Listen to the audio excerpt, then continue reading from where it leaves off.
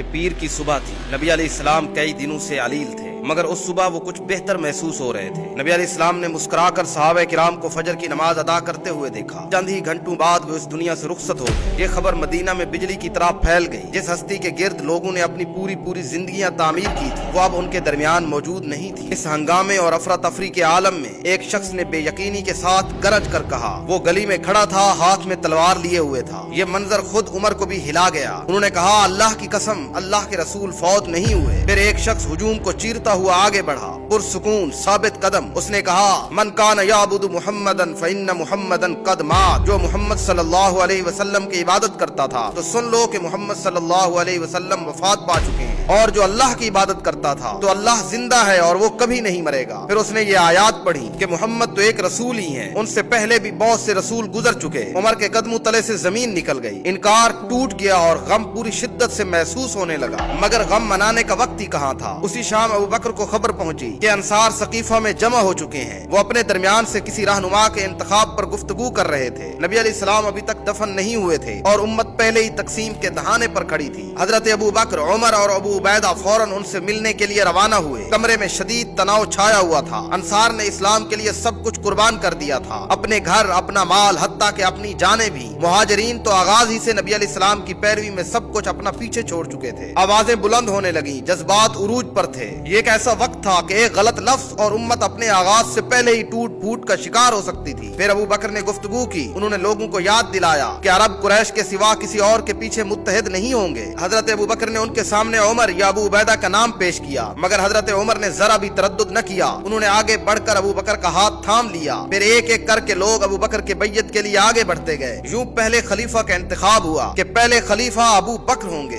نبی پاک کی آخری سانس سے لے کر امت کے ایک رہنما کے تحت متحد ہونے تک یہ سب 48 گھنٹوں سے بھی کم وقت میں ہوا۔ ایک شخص کی پختہ ہمت نے سب کچھ سنبھال رکھا تھا، ایک جملے نے انکار کو خاموش کر دیا، ایک ہی رات نے امت کو تقسیم ہونے سے بچا لیا، اور یہ سب کچھ کرنے والا کوئی اور نہیں تھا، میرے نبی کا سچا اور پہلا یار ابو بکر تھا۔